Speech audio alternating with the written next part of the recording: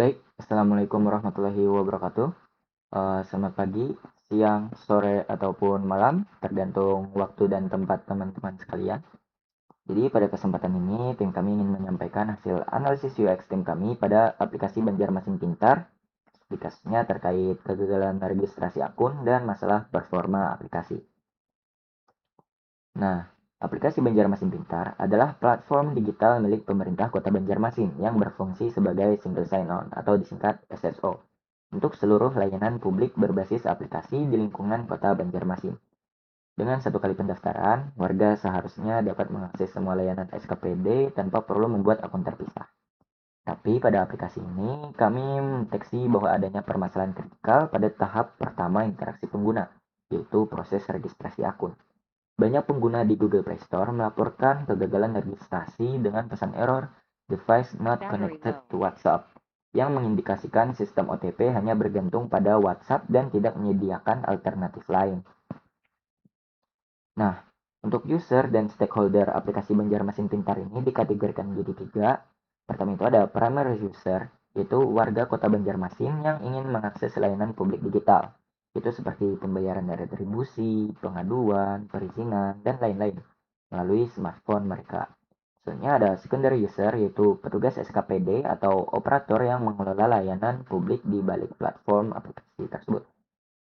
Misalnya ada stakeholder utama aplikasinya, itu pemerintah Kota Banjarmasin dan Dinas Komunikasi dan Informatika atau disingkat Diskominfo selaku pemilik dan pengembang aplikasinya.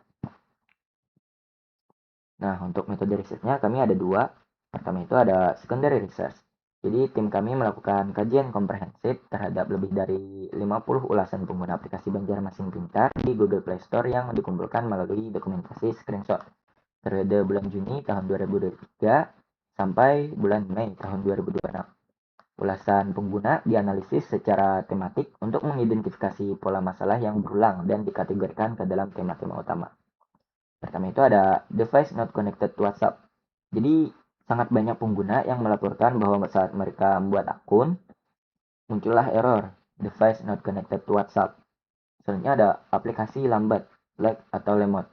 Jadi banyak juga pengguna yang melaporkan bahwa saat aplikasi di scroll atau aplikasi ditekan responnya lambat.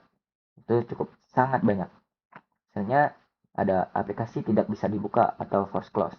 Ini cukup banyak pengguna juga yang melaporkan bahwa aplikasinya itu layarnya putih saja atau hitam saja.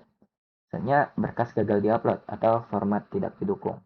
Nah, cukup banyak pengguna melaporkan bahwa saat mereka ingin mengumpulkan form berkas, yang bisa dikumpulkan itu cuma JPG atau format gambar JPG. Asalnya persyaratan berlebihan atau proses berbelit. Ini cukup banyak pengguna juga yang melaporkan hal tersebut. Maksudnya jam operasional terbatas atau tidak 24 jam dari jam 8 pagi sampai jam 4 saja, 4 sore saja. Nah, ini ada beberapa pengguna yang melaporkan hal tersebut. Misalnya input date picker tidak ergonomis atau perlu di-scroll terus sampai mendapatkan tanggal, bulan, dan tahun yang mereka butuhkan. Itu ada beberapa juga yang melaporkan hal tersebut. Misalnya tidak ada respons atau admin tidak aktif. Ketika di chat, mereka tidak menjawab atau sangat lama. Itu ada beberapa juga yang melaporkan hal tersebut. Nah, ini ada beberapa contoh komentarnya. Itu dari Rudi Akbar, katanya tidak bisa daftar. Katanya device tidak terhubung ke WA. Aduh, tidak ada niat bawalah pelayanan lewat online. Atau katanya tidak ada niat membuat pelayanan lewat online. Hanya sebagai pencitraan saja atau saja. Menggugurkan kewajiban. Selanjutnya dari Panik, katanya aplikasi jelek. Lelet mampus. Kebanyakan dikorupsi ini sepertinya dananya. Untuk publik, pakailah server yang lebih bagus. Udah tahu traffic banyak, malah kualitasnya sampah atau kualitasnya begitu. Maksudnya dari Singko atau sayangku, nah katanya kada kawat terbuka aplikasinya atau tidak bisa dibuka aplikasinya. Selanjutnya dari Emeril Rezak, katanya pakai layanan administrasi kependudukan atau para kacil online, semua harus format gambar JPG. Nah, katanya tolong diupdate biar formatnya PDF, dokumen, atau gambar juga tapi PNG. masih bisa digunakan katanya aplikasinya, tapi nggak semua masyarakat punya dokumen fisik yang serba digital seperti sekarang. Misalnya dari Rahman Ferdians, katanya kebanyakan persyaratan dan tidak semua orang paham, ujung-ujungnya duit juga atau ngurus offline ke tempatnya langsung. Nah, terakhir dari M. Iqbal Rizky, nah emang harus ya segercep itukah jam operasionalnya? Jam 8 sampai jam 8 pagi. Nah, mungkin ada kesalahan dari back end-nya atau servernya ini. Nah, selanjutnya ada metode riset yang kedua, yaitu kami menggunakan metode in context immersion, di mana kami menggunakan aplikasinya langsung untuk merasakan apa yang dirasakan pengguna lain. Nah, jadi pertama kami mengunduh aplikasinya, lalu dibuka, itu masih normal-normal saja. Selanjutnya aplikasi mengantarkan kita, misalkan kita klik login ke SSO via browser untuk login. Nah, halaman registrasinya tampil normal nih. Formnya berjalan normal juga, misalkan kita ketik hal yang formatnya salah, dia ada pemberitahuan bahwa formatnya yang kita masukkan salah. Lalu ketika kita masukkan buat akun, ada loading singkat. Nah, kemudian sistem mencoba verifikasi ke WhatsApp dan ini gagal. Dan muncullah error nih, katanya device not connected to WhatsApp. Nah, ini muncul bahkan di perangkat-perangkat yang WA-nya aktif gitu. Nah, ini sangat kritikal. Misalnya karena tidak ada opsi OTP via SMS atau email atau metode lain tersedia sama sekali, ini membuat layanan-layanan terblok, layanan yang memerlukan data penduduk. Misalnya karena hal tersebut, pengguna tidak bisa membuat akun sama sekali, akses ke seluruh layanan yang memerlukan login terblokir. Ini merupakan dead end bagi pengguna karena layanan yang mereka ingin akses tidak dapat diakses. Jadi kata mereka lebih baik eh, mengurusnya offline saja ke tempatnya langsung. Buat apa bikin aplikasinya katanya. Nah, untuk bagian persona map dan empathy map ini mungkin selanjutnya akan disampaikan oleh anggota tim saya. Dari saya sekian dulu. Persona Map dan Empathy Map. Untuk pertama, untuk persona map-nya, yaitu di kolom paling kiri, yaitu demografik, yaitu profil pengguna. Di sini kami menciptakan dengan usia 38 tahun, pekerjaan pegawai swasta dengan pendidikan SMA sampai dengan D3, atau setara dengan SD3, dengan domisili Banjarmasin, literasi digital menengah, dengan perangkat smartphone Android kelas menengah, dengan aplikasi WhatsApp aktif pada perangkat yang sama. Selanjutnya, pada kolom goals, pertama ada mengurus administrasi dokumen kependudukan, membayar retribusi atau pajak langsung melalui perangkat seluler, melaporkan masalah darurat melalui fitur atau layanan kedaruratan, menghemat waktu dan menghindari antrean fisik di kantor instansi. Selanjutnya, pain points dari sini adalah kegagalan registrasi dan autentikasi, pengguna tidak bisa mendaftar karena sering terjadi error pada pengiriman kode OTP ke WhatsApp, performa sistem, yaitu aplikasi berjalan sangat lambat dan rentan mengalami error, kendala pemberkasan, persyaratan dokumen tidak diinformasikan dengan jelas dan proses unggah berkas sering gagal dengan UX-nya tidak ergonomis, minimnya umpan balik, dan keterbatasan aksesibilitas yaitu jam operasional layanan dalam aplikasi dibatasi. Dan terakhir, tujuan digitalisasi gagal. Yang berbagai kendala teknis tersebut pada akhirnya memaksa pengguna untuk tetap datang ke kantor fisik sehingga fungsi utama aplikasi tidak tercapai. Selanjutnya pada Empathy Map, yang pada kotak paling kiri atas adalah says, yaitu yang pertama ada mau daftar tapi selalu error, device not connected to WhatsApp. Yang kedua WA saya aktif tapi tetap error, kenapa tidak ada OTP, SMS, dan email, sudah reinstall berkali-kali, buat apa ada aplikasi kalau tidak bisa dipakai, dan terakhir bikin akta lewat aplikasi gagal mulu. Pada kotak things, apakah aplikasi memang rusak? Apakah HP saya yang bermasalah? Mengapa pemerintah tidak memperbaiki? Apakah ada cara lain daftarnya? Apakah anggarannya dikorupsi? Kalau lebih baik langsung ke kantor saja. Untuk pada kotak das, mencoba daftar berulang kali, uninstall dan reinstall aplikasi, memberi rating 1 bintang di Play Store, mencari solusi di forum atau grup WA, dan terpaksa datang ke kantor fisik. Pada empathy map kotak feels, frustasi dan sangat kesal tidak berdaya, tidak percaya layanan digital pemerintah, malu atau merasa tidak kompeten, marah karena waktu dan tenaga terbuang, kecewa harapan tidak terpenuhi.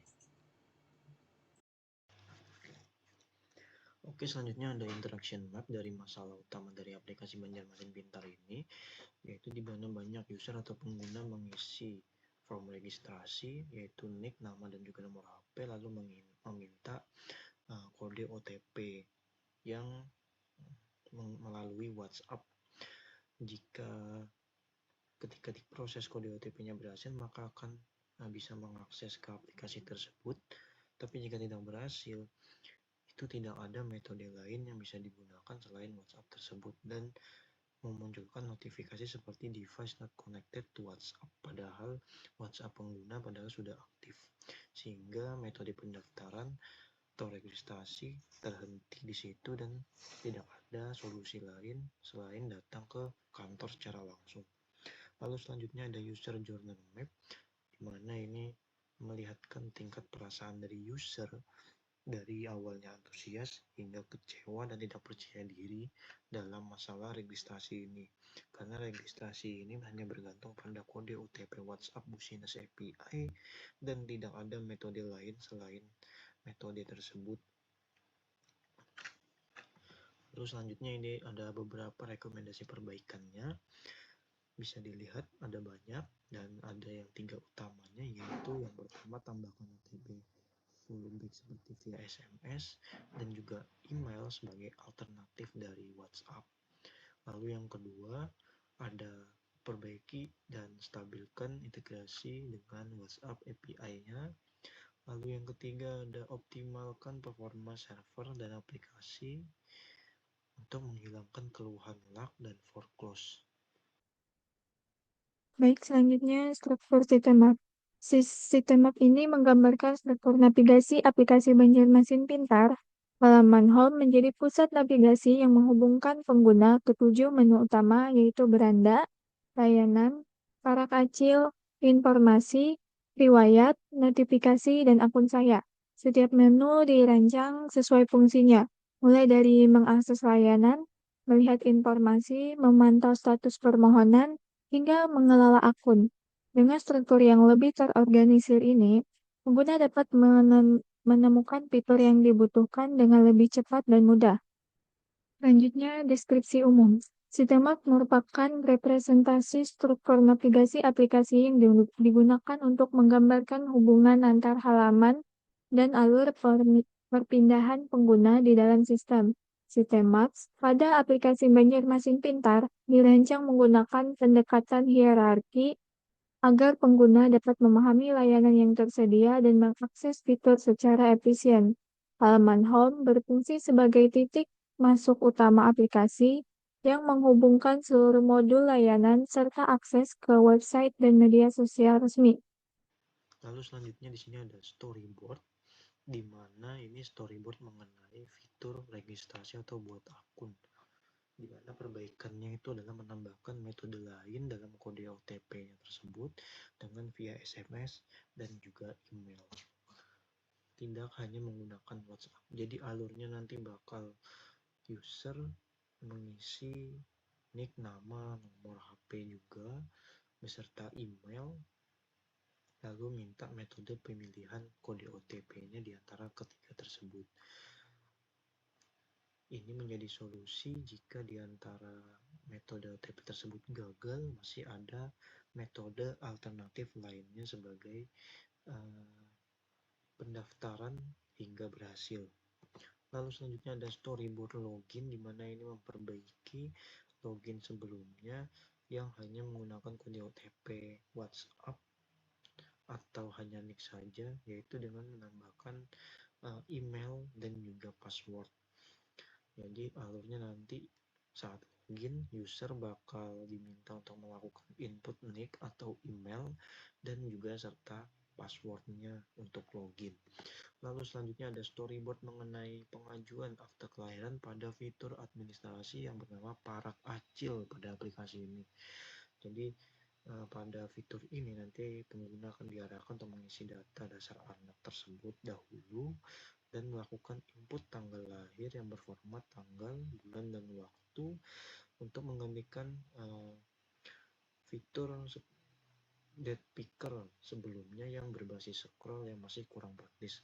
Dan di fitur ini juga pengguna dapat memilih lokasi pengambilan fisik aktanya dengan tempat yang sudah tersediakan pada fitur ini.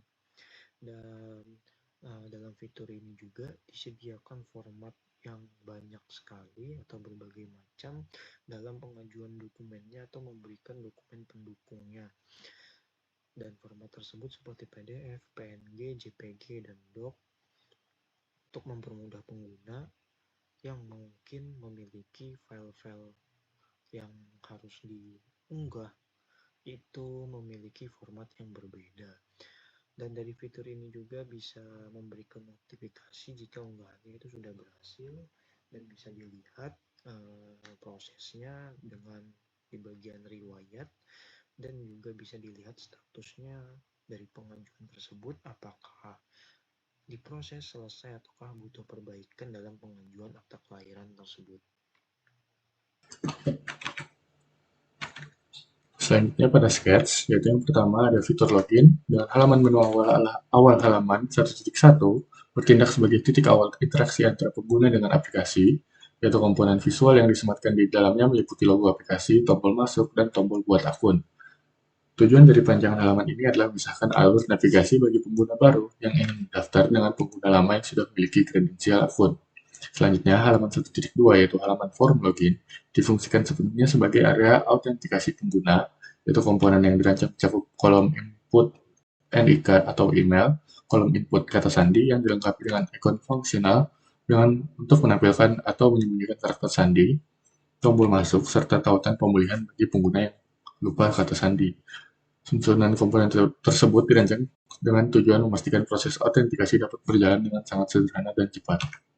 Selanjutnya, nomor 2 adalah fitur registrasi, yaitu pembuatan akun. Dengan halaman 2.1 yaitu form registrasi digunakan untuk mengumpulkan data dasar pengguna berupa NIK, nama lengkap, nomor HP, dan alamat email sebagai syarat pembuatan akun. Halaman 2.2 ada gambar yaitu pilihan OTP dan penanganan error, berfungsi untuk memverifikasi identitas melalui OTP WhatsApp. Jika pengiriman gagal, sistem secara otomatis menyediakan alternatif verifikasi melalui SMS atau email untuk mengurangi kegagalan. Halaman 2.3 yaitu input OTP menyediakan 6 kolom kode OTP, informasi sisa waktu pengiriman ulang, serta tombol verifikasi agar proses validasi akun lebih mudah, cepat, dan akurat. 2.4 registrasi sukses menampilkan konfirmasi bahwa akun berhasil dibuat serta menyediakan tombol untuk langsung masuk ke aplikasi sebagai penutup proses registrasi. Selanjutnya yaitu fitur ketiga, yaitu fitur akta kelahiran. Halaman 3.1 dashboard para kecil berfungsi sebagai pusat navigasi layanan administrasi kependudukan dengan menyediakan pintasan ke berbagai layanan seperti akta kelahiran, akta kematian, KTP elektronik, dan kartu keluarga. Halaman 3.2 yaitu form data dan tempat pengambilan digunakan untuk mengisi data anak, data orang tua, serta tanggal lahir menggunakan input teks manual agar lebih efisien dibandingkan kalender standar.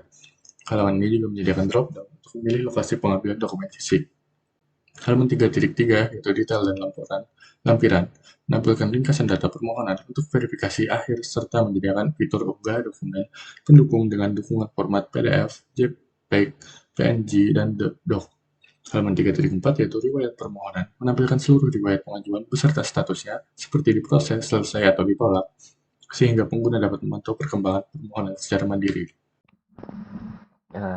Baik, izin melanjutkan untuk bagian Wireflow-nya. Jadi saat pengguna mengunduh aplikasi dan buka aplikasinya, pengguna akan diantarkan ke halaman dashboard tapi belum terautentikasi. Ini pengguna belum bisa menggunakan layanan-layanan administrasi atau hal-hal lainnya yang membutuhkan data penduduk tersebut.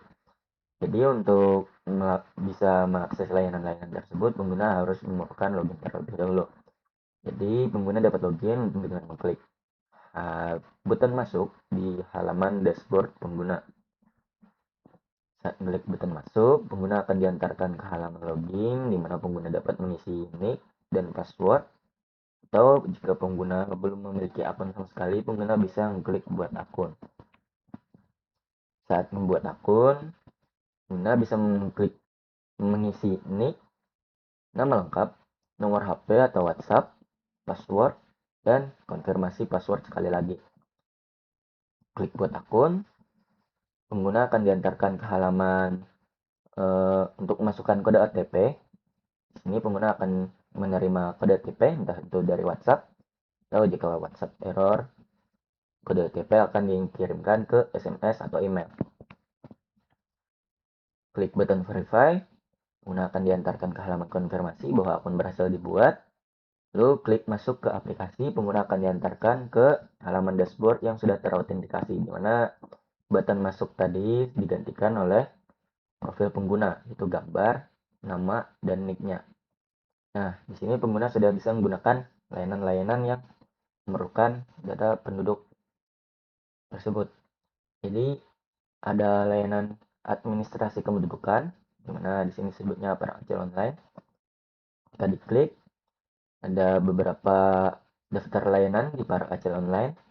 Itu ada akta kelahiran, membuat kartu keluarga, buat EKTP, dan lain-lain. Nah, di halaman ini juga ada daftar riwayat permohonan yang terbaru. Tapi pertama itu karena ingin mengakses akta kelahiran, jadi pengguna dapat mengklik akta kelahiran, lalu pengguna akan diantarkan ke halaman permohonan akta kelahiran. Di sini pengguna bisa masukkan data anak, dari nama anak, tempat lahir anak, tanggal lahir anak, lalu ada data orang tua dari nama ayah, nama ibu, nik ayah, dan nik ibu. Selanjutnya, pengguna bisa memasukkan tempat pengambilan dokumennya, entah itu di Disdukcapil atau di tempat yang lain. Pengguna bisa mengklik lanjutkan untuk diantarkan ke halaman detail permohonan dan memasukkan lampiran-lampiran pendukungnya, seperti kartu keluarga, kartu orang tua, dan lain-lain. Lalu pengguna bisa mengklik kirim permohonan. Lalu ada layar konfirmasi yang mengonfirmasi bahwa pengiriman diajukan, permohonan diajukan. Lalu pengguna bisa kembali ke layanan kependudukan, di mana bisa dilihat di riwayat pengajuan bahwa sudah ada riwayat yang baru, yaitu akta kelahiran yang sedang diproses.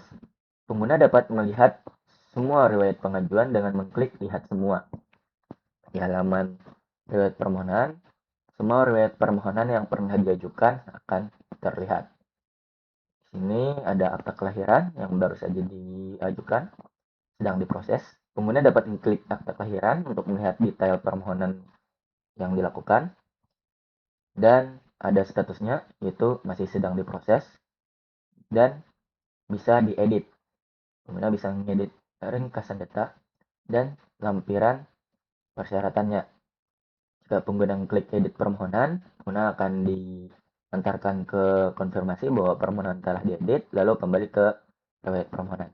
Tapi jika pengguna ingin menghapus permohonan tersebut, modal batalkan permohonan akan muncul. Ini dibutuhkan karena pengguna kemungkinan saja misklik atau tidak sengaja menekan tombol hapus. Jadi ada konfirmasi bahwa apakah benar-benar ingin dihapus. Tapi jika pengguna ingin benar-benar menghapus, maka pengguna akan diantarkan ke halaman bahwa permohonan telah dihapus, yang mengkonfirmasi bahwa permohonan tersebut telah dibatalkan. Nah, lalu kemudian pengguna dapat kembali lagi ke halaman riwayat permohonan, di mana halaman tersebut akta kelahiran sudah hilang. Mungkin sampai sini dulu bagian saya. Selanjutnya akan dilanjutkan oleh anggota tim yang lain. Selanjutnya, hasil pengujian stability. Pengujian usability dilakukan untuk mengetahui tingkat kemudahan pengguna prototipe aplikasi Banjarmasin Pintar dari sudut pandang pengguna. Pengujian dilakukan menggunakan metode System Usability Scale atau SAS yang terdiri atas 10 pernyataan dan skala penilaian 1-5, yaitu 1 sangat tidak setuju hingga 5 sangat setuju. Sebelum mengisi kuesioner, responden diminta untuk mencoba prototipe aplikasi melalui tautan Figma yang telah disediakan sehingga penilaian diberikan berdasarkan pengalaman pengguna secara langsung. Profil responden. Pengujian usability melibatkan 24 responden yang berasal dari berbagai daerah di kota Banjarmasin. Seluruh responden diminta untuk mencoba prototipe aplikasi Banjarmasin Pintar terlebih dahulu, kemudian memberikan penilaian terhadap pengalaman pengguna aplikasi melalui kuesioner System Usability Scale atau SAS. Selanjutnya perhitungan skor SAS untuk pernyataan positif, yaitu skor sama dengan jawaban dikurang 1. Untuk pernyataan negatif, yaitu skor 5 dikurang jawaban. Selanjutnya, seluruh skor dijumlahkan, kemudian dikaitkan dengan faktor 2,5, sehingga menghasilkan skor SAS dengan rentan nilai 0 sampai 100. Selanjutnya, hasil kuesioner SAS. Interpresentasi hasil SAS. Interpresentasi hasil SAS akan berdasarkan nilai rata-rata SAS yang diperoleh. Untuk aspek yang pertama, jumlah responden hasilnya 24. Yang kedua, rata-rata skor SAS hasilnya 7,71,8. Untuk aspek asabilitas hasilnya acceptable. Untuk aspek grand scale hasilnya C.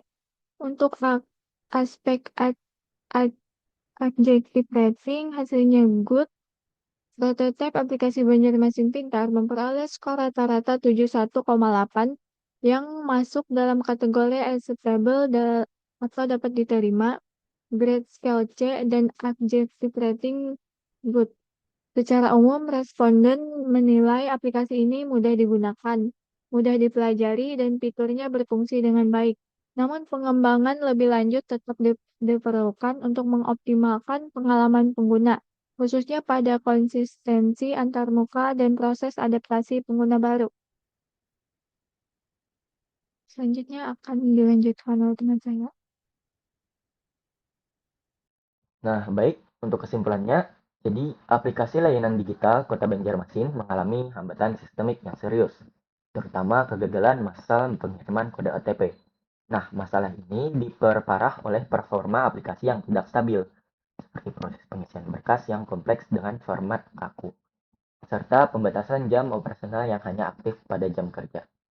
Rentetan kegagalan pada interaksi pertama ini menurunkan kepercayaan masyarakat dan membuat warga lebih memilih layanan tatap muka langsung. Nah, untuk mengatasi hal tersebut, dilakukan perancangan ulang atau redesign prototipe aplikasi Banjarmasin Pintar yang berfokus pada peningkatan UX. Berdasarkan evaluasi metode System Usability Scale atau SUS, terhadap 24 responden yang kami peroleh di Google Form, prototipe baru ini berhasil meraih skor rata-rata 71,8. Lalu kategori acceptable, grade-nya C, dan ratingnya itu good, di mana pengguna menilai aplikasi menjadi lebih mudah dipelajari, digunakan, dan berfungsi dengan baik. Meski demikian, pengembangan lebih lanjut masih diperlukan untuk menyempurnakan konsistensi antarmuka dan memperjelas alur navigasi bagi pengguna awal. Baik, mungkin sekian saja apa yang dapat kami sampaikan terkait analisis dan redesign UX aplikasi Banjarmasin Pintar. Jika ada yang disampaikan, saran, kritik, mungkin bisa dicantumkan di komentar. Jika ada salah dari anggota tim kami mohon maaf. Mungkin sekian saja dari kami. Wassalamualaikum warahmatullahi wabarakatuh.